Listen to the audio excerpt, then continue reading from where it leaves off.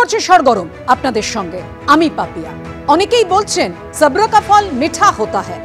26 বছর পর 2020 থেকেও 6 গুণ আসন বাড়িয়ে দিল্লিতে ক্ষমতা দখল করলো বিজেপি। আবগারি কেলেঙ্কারি থেকে শীষমহল বিতর্ক, দুর্নীতির প্রশ্নে যে কোনো আপোষ নয়, আপের ওপর থেকে হাত সরিয়ে জাতীয় ফুল ফুটিয়ে বুঝিয়ে দিল দিল্লিবাসী। হাসতে হাসতে ম্যাজিক ফিগার পার করলো বিজেপি। ক্ষমতাচ্যুত আপ 70 আসনে লড়লেও কংগ্রেস শূন্য। রাজধানীতে এবার ডাবল ইঞ্জিন, কোন অঙ্কে তা নিয়ে আমরা আলোচনা করব। আর তার পাশাপাশি আলোচনা এও আসবে যে একেবারে দিল্লির অঙ্কেই কি বাংলা বাজিমাত করতে চাইছে বিজেপি। কেন এই কথা বলছি?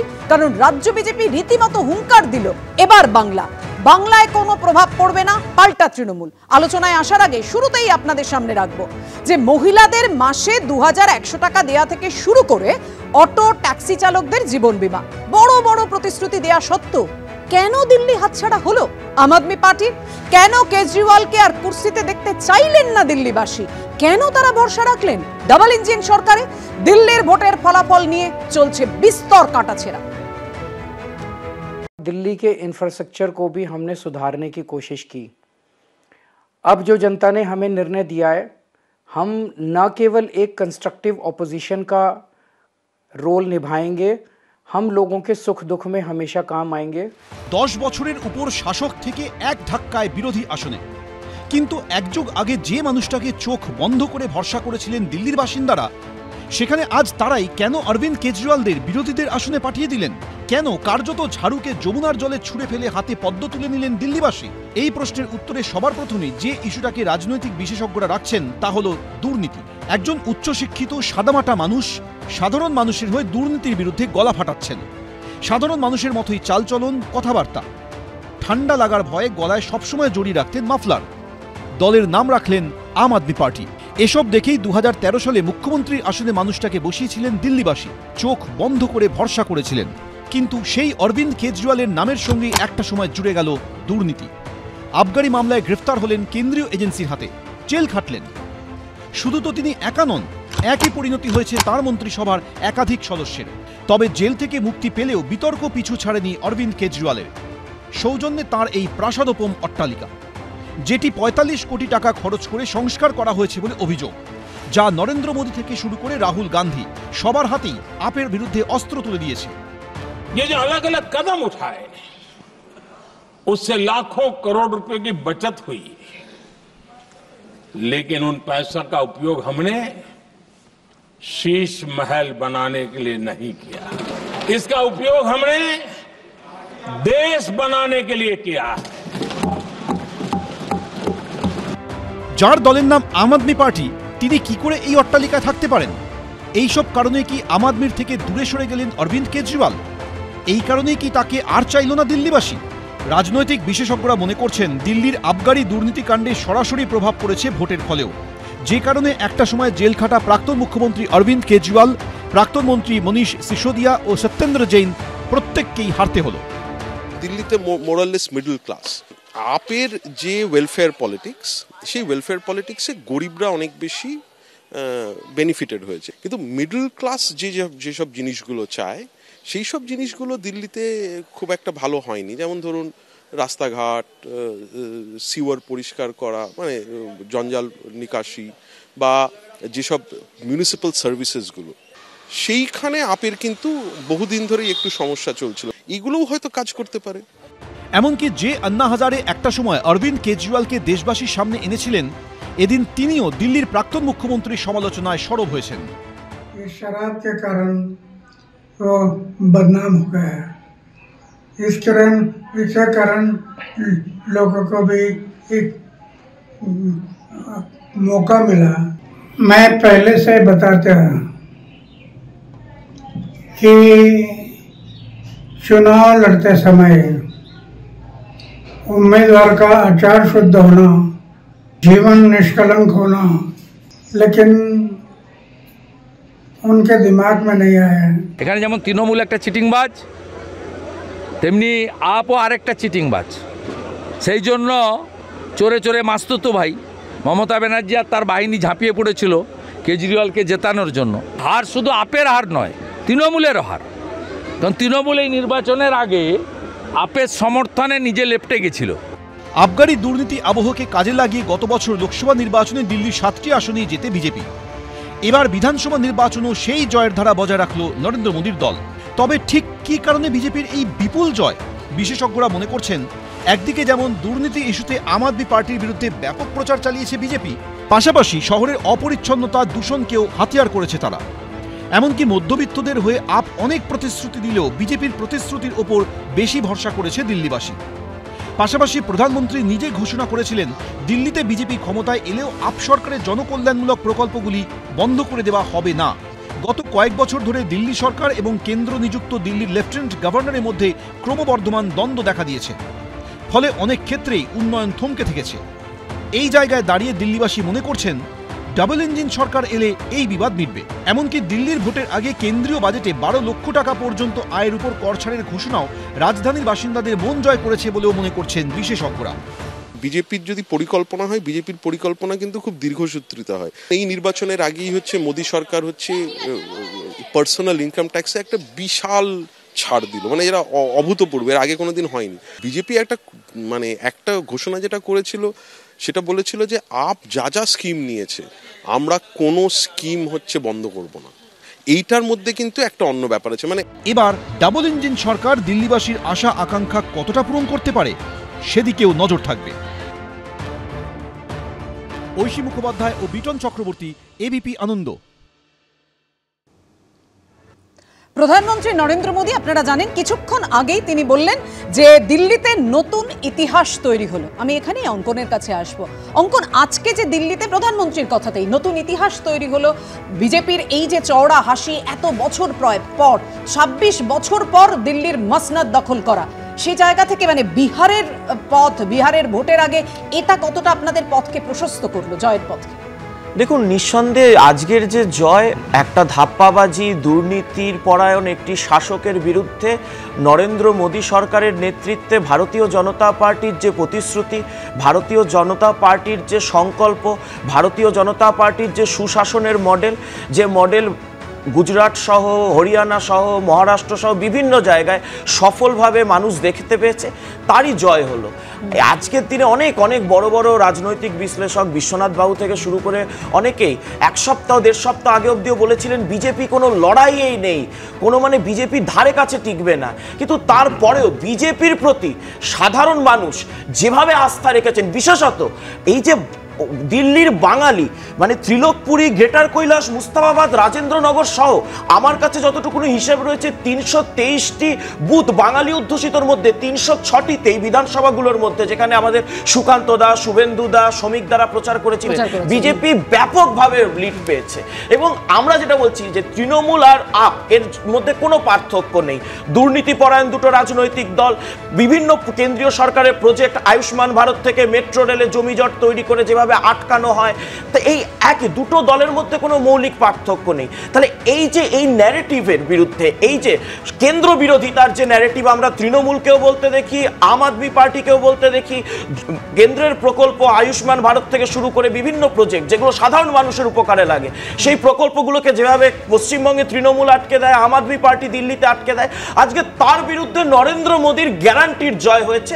শুধু এই দিল্লির পর তো বিহার হবে, বাংলাতে এর একটা বড় ইম্প্যাক্ট পড়বে। কারণ যেভাবে দিল্লির বাঙালিরা আজকে জেগে উঠেছে এবং ভারতীয় জনতা পার্টিকে সমর্থন করেছে, এই দিন দূর নেই যেদিন পশ্চিমবঙ্গ থেকেও এই বাঙালিরা গর্জে উঠবে। এবং আমরা আজকে যে 39-40% ভোটে আছি, 45 থেকে 50% ভোট পেয়ে আমরা এই তৃণমূলের শাসনকে, অর্থাৎ আপনারা বলছেন দিল্লিতে যে অঙ্কে আপনারা সরকার গড়লেন সেই অঙ্কেই বাংলাকে বাজিমাত করবেন। অবশ্যই এই প্রশ্ন নিয়ে বিস্তর আলোচনার একটা জায়গা রয়েছে, আমরা আসবো। কিন্তু তার আগে এই মুহূর্তে আপনি তো সুশান্ত ভট্টাচার্য আমাদের সঙ্গে স্টুডিওতে রয়েছেন, আমি সুশান্ত দার কাছে আসবো। সুশান্ত দা, একটা জিনিস বলুন, আম আদমি পার্টি, তাই তো সাধারণ মানুষের কথা বলে, তো জনতা জনার্দন, তো তাই তো ভরসা রেখেছিলেন সাধারণ মানুষ আপনাদের উপর, বিকল্প হিসেবে বেছে নিয়েছিল তো দিল্লিবাসী, দিল্লির মানুষ আপনাদেরকে।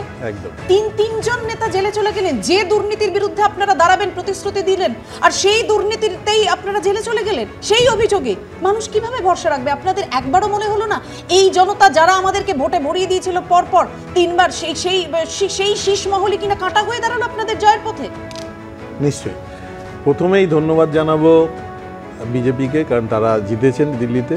পাশাপাশি তার পাশে বলবো যে দিল্লির যে সাধারণ জনগণ তাদেরকে ধন্যবাদ জানাচ্ছি এবং স্মার্টলি তারা যে ডিসিশনটা নিয়েছে তার জন্য ধন্যবাদ জানাচ্ছি যে বিজেপি কিন্তু একটা জায়গায় এসে আজকে নিজের ধারণাটাকে বদলেছে। দেখুন, আগে যেটা বলে এসেছিল ফ্রিবিজ করে যে আমাদের ওপর সবসময়তে একটা ব্যঙ্গাত্মক ভাষায় কথা বলতো, আজকে তারা ভরিয়ে দিয়েছে যে এই ফ্যাসিলিটিগুলো দেবে। যারা এতদিন এগুলো প্রচার করে আসছিল যে এই ধরনের কাজগুলো করা মানে মানুষকে অকর্মণ্য করে দেয়, বিরোধিতা করে দেওয়া, সারাদিন ট্যাক্সের টাকা নাকি আমরা নষ্ট করে চলেছি, আজকে সেই জায়গায় দাঁড়িয়ে তারা কিন্তু এই কাজটাই করেছে। এবারে এসে দাঁড়িয়ে প্রতিক্রিয়া নেব একদম রেউরি রাজনীতির প্রবল সমালোচক ছিলেন নরেন্দ্র মোদি। আজকে সেটা লিস্টটা দেখুন একবারে প্রত্যেকটা জায়গায়। এটা বিজেপি বলছে প্রতিশ্রুতি, এটা বিজেপি বলছে মানুষ ভরসা রেখেছে, কিন্তু আপনারা জনগণ আপনাদের উপর ভরসা রাখতে পারলো না কেন? একদম তাই, ভরসা রেখেছে তো, কারণ আমরা যে 2100 টাকা দেবো তারা বলে যে 2500 টাকা দেবে, মানুষ ভাববে তো তারা বেশিটাই যাবে। একটা দোকানে যদি সস্তায় জিনিস পাওয়া যায় 22 জন বিধায়কের উপর মানুষ ভরসা রেখেছেন বলছেন। ওদের যে জায়গাটা সেই জায়গায় দাঁড়িয়ে মানুষকে প্রলোভনে ঢুকিয়ে দেওয়া হচ্ছে। আর আমরা যেটা বলেছি যে মানুষের জন্য যে কাজ করা দরকার, রাজনীতির পরিবর্তন আনা হোক, মানুষের জন্য জনমুখী প্রকল্প করো, ওরা সেটা নিয়েই নামে এসছে। আগের বারের মতন ওরকম একটা ডেমো আবগারি দুর্নীতিতে কেন আপনাদের জেলে যেতে হলো সেই এক্স্যাক্টলি এই জায়গায় দাঁড়িয়ে বলুন যে জেলে যেতে হয়েছে, একটা জায়গায় আজ পর্যন্ত প্রমাণ করতে হবে। সত্যেন্দ্র জৈন থেকে শুরু করে সবাইকে ধরে নিয়ে আসা হয়েছে। এই যে মদের দোকানের লাইসেন্স দেওয়া হয়েছিল সেটা মানুষের কোন উন্নতির জন্য আপনি বলুন তো? একদম। আজকে দেখুন গুজরাটে ব্যান করে দেওয়ার পর সেখানে কিন্তু ইলিগাল মদ খেয়ে লোক মারা যায়, আর ওখানে লোক কি মদ খাওয়া বন্ধ করে? তারা তো পাশে হরিয়ানা থেকে নিয়ে এসেছে এটাকে তো ইল্লিগালি। আপনারা তো এই নিয়ে বিহার সরকারকে বারবারই বেঁধেন, তাহলে আপনারা কি করলেন? আমি কই এই দেখুন ওখানে ইল্লিগালি ব্যবসাটা চলতো, সেই করে যারা নেতা মন্ত্রীরা থেকে মদতপুষ্ট কিছু গুন্ডারা ব্যবসাটা করতো, সেখানে লাইসেন্স দেওয়া হয়েছে যাতে সেটাতে কোনো দোষের জায়গা থাকছে না। আজকের ডেটে দাঁড়িয়ে সারা পৃথিবীতে জুড়ে যদি দেখেন যে আমি ইল্লিগাল জায়গাটাকে আটকানোর জন্য সেক্ষেত্রে যদি লাইসেন্স ইস্যু করা হয়ে থাকে সেটা কোনো সমস্যা নেই। গুজরাটের থেকে আমরা পাশাপাশি পাঞ্জাবেও তো লাইসেন্স ইস্যু করে একই পদ্ধতিতে চলছে। সেই জন্যই তো জেলে গিয়েছিলেন কেজরিওয়াল, মানিশ সিসোদিয়া জেলে। আপনি দেখুন সত্যেন্দ্র জৈন, মানিশ সিসোদিয়া, কেজরিওয়াল তিনজনই কিন্তু আচ্ছা তাহলে তো একসময় অমিত শাহ তো জেলে গেছিলেন, অমিত শাহ তো জেলে গেছিলেন, মানুষ কিন্তু বুঝিয়ে দিয়েছেন দুর্নীতির সঙ্গে কোনো আলোচনায় আসবে না। কংগ্রেসের সঙ্গে আম আদমি পার্টি জোট করেনি, এই প্রসঙ্গ আলোচনায় আসবে, কেননা লাগাতার একে অন্যকে আক্রমণ শানিয়ে গেছেন একেবারে রাহুল গান্ধী, অরবিন্দ কেজরিওয়ালরা। শেষমেশ ভোটের ফলে যখন অনেকটা নিচে নেমে এলো আপ, তখন শূন্যতেই পড়ে থাকলো কংগ্রেস। বিরোধী দুই দলের লড়াইয়ের জেরেই কি ফায়দা উঠল বিজেপি? দিল্লির ফলাফলে এই বিষয়টাও কিন্তু এখন চর্চার কেন্দ্রবিন্দুতে।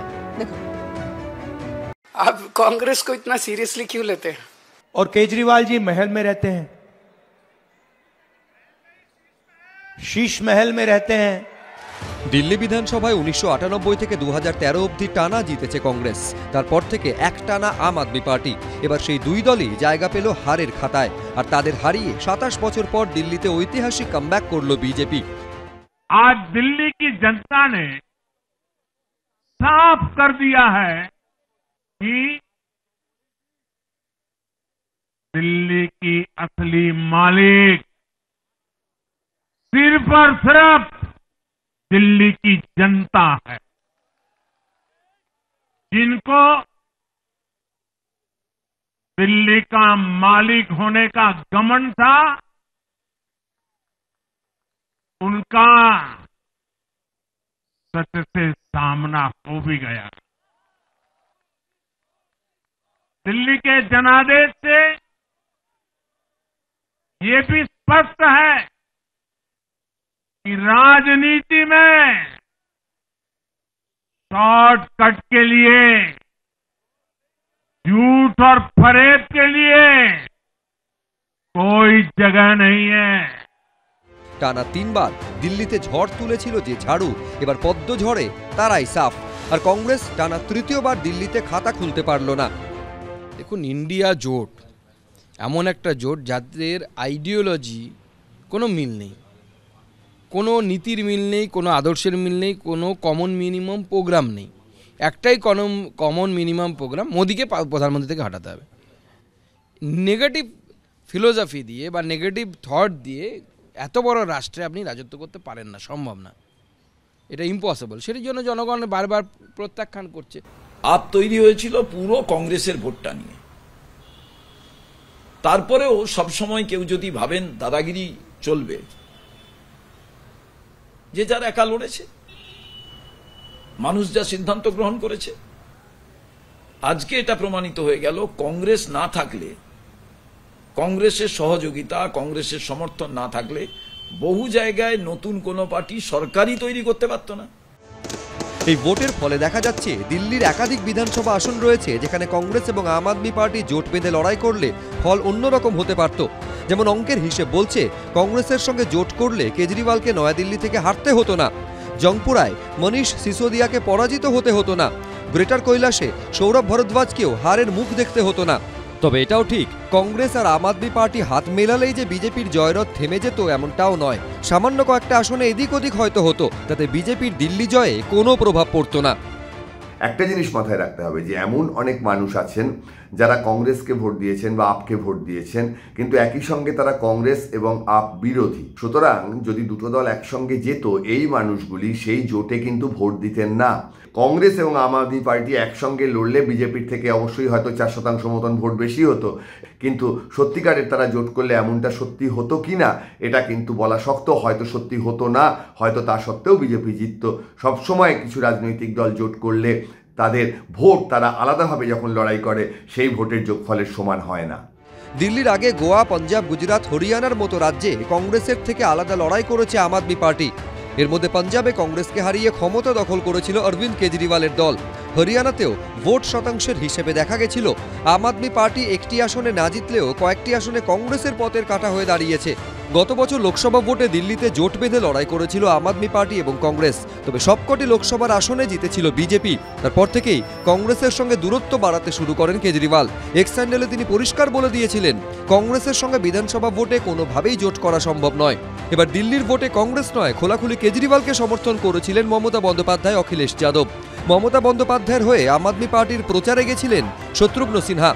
অখিলেশ যাদব নিজে কেজরিওয়ালের দলের হয়ে প্রচারে নেমেছিলেন। তারপরেও কেজরিওয়ালের বিপর্যয় ঠেকানো গেল না জানিয়ে এখন কটাক্ষ ছুড়ে দিয়েছে Congress. People wanted change. They were fed up of the way things were and they wanted change. My congratulations to all those who have won. And for the rest of us, it just means we have to work harder and we have to stay there, be on the ground and be responsive to the people's issues. পর্যবেক্ষকদের মতে দিল্লির ফল ফের দেখিয়ে দিল India জোটের ভবিষ্যৎ বিষ পাও জলে। কেজরিওয়ালের বিপর্যয়, অন্যদিকে কংগ্রেসের ভরাডুবি। এই নিয়ে জম্মু কাশ্মীরের মুখ্যমন্ত্রী ও ন্যাশনাল কনফারেন্স নেতা ওমর আবদুল্লাহ সোশ্যাল মিডিয়ায় ইঙ্গিতপূর্ণ পোস্ট করেছেন। তিনি লিখেছেন, আরও লড়াই করো নিজেদের মধ্যে। কংগ্রেসকেই হারিয়ে আপ উঠেছিল। জোট করাটা দুটো দলই চায়নি। লোকসভায় তারা জোট করেছিল এবং তার ফলে লোকসভা জোট করার ফলেও পরেও কিন্তু বিজেপি জিতেছিল। তার ফলে তাদের এটাও হয়তো হিসেব ছিল যে জোট করে খুব একটা লাভ হচ্ছে না। তার ফলে অনেক জটিল যে জোট করব কি করব না, এটা শুধু হারলাম না জিতলাম এই দিয়ে না, বরঞ্চ আমার ভবিষ্যতের রাজনৈতিক দলের কি হবে, আমি এখানে জোট করলে আমার সংগঠন এখানে বসে যাবে। দিল্লিকে কংগ্রেস মুক্ত করেছিলেন অরবিন্দ কেজরিওয়াল। এবার কংগ্রেস মুক্ত দিল্লি থেকে কেজরিওয়ালকে বিদায় দিল বিজেপি। বিজেন্দ্র সিংহ, এবিপি আনন্দ। আর কংগ্রেসকে আক্রমণ করে আজ প্রধানমন্ত্রী নরেন্দ্র মোদী কি বললেন রাখবো আপনাদের সামনে। दिल्ली के चुनाव में कांग्रेस ने 0 की डबल हैट्रिक लगाई है। देश की राजधानी में देश की सबसे पुरानी पार्टी का लगातार दिल्ली में 6 बार से खाता नहीं खुल रहा है। पिछली बार मैंने कहा था कि कांग्रेस एक परजीवी पार्टी बन चुकी है। ये खुद तो डूबती है, अपने साथियों को भी डुबोती है। साथियों, कांग्रेस एक के बाद एक अपने सहयोगियों को खत्म कर रही है और इनका तरीका भी बड़ा मजेदार है। आज की कांग्रेस अपने सहयोगों की जो भाषा है जो उनके एजेंडा है उसी को चुराने में लगी हुई है, उनके मुद्दे चुराती है, फिर उनके वोट बैंक में सेंध मारती है। প্রধানমন্ত্রী নরেন্দ্র মোদী ইন্ডিয়া জোটকে তো আক্রমণ করলেনই, কংগ্রেসকে বলছেন পরজীবী, যে কংগ্রেস নিজেও ডোবে সঙ্গীদেরও ডোবায়। আমি বলছি যে এই যে ইন্ডিয়া জোটের কোনো অস্তিত্ব নেই বলে বিজেপি বারবার এই সুরে আক্রমণ শানায় আপনাদের, সৌম্যদা, সেটা কি খুব ভুল বলে? আমরা কমসে কম টেলিপ্রম্পটার জীবিত নয়, তো 6 বার কোথায় দেখলেন? আসলে টেলিপ্রম্পটারে লেখা ছিল না বোধহয়। 3 বার লোকসভা 3 বার বিধানসভা। আচ্ছা, এটা বিধানসভা আর লোকসভা একসঙ্গে হচ্ছে। ওই টেলিপ্রম্পটারে লেখা নেই তো, ওই জন্য ভুলভাল বলছেন আর কি। যাই হোক, ওসব বিষয়ে আসছি না। এই যে আপনি যে নির্বাচন নিয়ে কথা বলছেন, আমরা তো দেখুন 3টে ন্যাশনাল পার্টির সঙ্গে লড়াই হচ্ছে, 3টে রাজনীতির ময়দানে। একটা হচ্ছে বিজেপি, একটা হচ্ছে কংগ্রেস, আর আম আদমি পার্টি। তো দিল্লির মানুষ অ্যান্টি ইনকামবেন্সিতে ভোট দিয়েছেন, দুর্নীতির বিরুদ্ধে ভোট দিয়েছেন, তো সেই ভোটে আপের পরাজয় হয়েছে। তো এখানে কংগ্রেস কিন্তু বলেছেন, অরবিন্দ কেজরিওয়াল তো বলেছেন এত সিরিয়াসলি নেওয়ার কী আছে কংগ্রেস। তো আপনারাই এত সিরিয়াসলি নিচ্ছেন কেন? আমরা তো কিছু করিনি, আমাদের ভোটে মানুষ ভোট দেয়নি, আমরা ভোটের বাইরে হয়ে গেছি নির্বাচনের। আবার নির্বাচনে যাব যখন যাব, কিন্তু এটা ভাববার কোনো কারণ নেই। সেই জন্যই মানুষ পরিবর্তন চেয়েছে, এটাকে হাতিয়ার করছেন আপনারা? না না না, আমরা পরিষ্কার একটা কথা বলছি, দেখুন আমরা কথা বলে সৌম্যদা, আমরা নির্বাচনে তো শিখি, প্রত্যেকটা নির্বাচন, হরিয়ানার নির্বাচনে আমরা শিখেছি কি করে নির্বাচন করতে হয়। আমরা ধরুন পাঞ্জাবের নির্বাচনে শিক্ষা লাভ করেছি, আমরা ধরুন গুজরাটের নির্বাচনে আপ কিভাবে নির্বাচন করেছে সেটা থেকে শিখেছি। তো হরিয়ানার নির্বাচনে আমরা শিখেছি কি করে চণ্ডীগড়ের নির্বাচনে কিভাবে নির্বাচন করতে হয়, ট্যাসিড অ্যালায়েন্স করতে হয়, সেগুলো শিখেছি। আমরা তো সেসব জায়গায় যাইনি। এখন ইন্ডিয়া জোটের দায় রক্ষার দায়িত্ব আপনারা সবাই কংগ্রেসকে দিচ্ছেন, ভালো কথা, কিন্তু মাননীয় মুখ্যমন্ত্রী মমতা বন্দ্যোপাধ্যায় তো গিয়ে এই যে 4টে রাজ্যে বিধানসভা নির্বাচন দিল্লির আগে কোথাও শুনেছেন গিয়ে বলেছে বিজেপির বিরুদ্ধে লড়াই করতে হবে, বিজেপির বিরুদ্ধে কংগ্রেসকে ভোট দিতে হবে? শুনেছেন কি? শোনেননি। আবার এইবার নির্বাচনে গিয়ে এই দেখুন অরবিন্দ কেজরিওয়ালকে সাপোর্ট করেছেন, ভালো কথা করেছেন। তাহলে ইন্ডিয়া জোটটা ভাঙার দায়িত্ব এবং দায় আপনারা হঠাৎ করে কংগ্রেসকে দিতে শুরু করেছেন, এটার বিষয়টা আমরা বুঝলাম না, অঙ্কটা বুঝতে পারছি না। দেখুন আমরা নির্বাচনে জয় পরাজয় আছে, কিন্তু এই যে অ্যাকাউন্টেবিলিটির প্রশ্ন, তাহলে অ্যাকাউন্টেবিলিটির প্রশ্ন শুধু কংগ্রেসের ঘাড়েই কেন? না না, আপনি একটা দেখুন, মানুষ পরিবর্তন চাইলো, যেটা প্রিয়াঙ্কা গান্ধী বললেন, পরিবর্তন মানে কিন্তু কংগ্রেস নয়, পরিবর্তন মানে কে? বিজেপি। খুব ভালো কথা তো। আরে কি অসুবিধা? আরে মানুষ যাকে চেয়েছে সেটা তো মানে শিরোধার্য। মানুষ কাকে চাইবে সেটা তো মাল্টি পার্টি ডেমোক্রেসিতে। আচ্ছা, আপনারা তো বলছেন বারবার শিখে যাচ্ছেন। না না, মাল্টি পার্টি ডেমোক্রেসি দেখতে পাচ্ছেন না তো। আমার কথাটা শুনুন না, মাল্টি পার্টি ডেমোক্রেসিতে কেউ জিতবে কেউ হারবে। তো আমাদের তো হরিয়ানাতে জেতার কথা ছিল, তো আমরা তো হেরে গেছি সেখানে।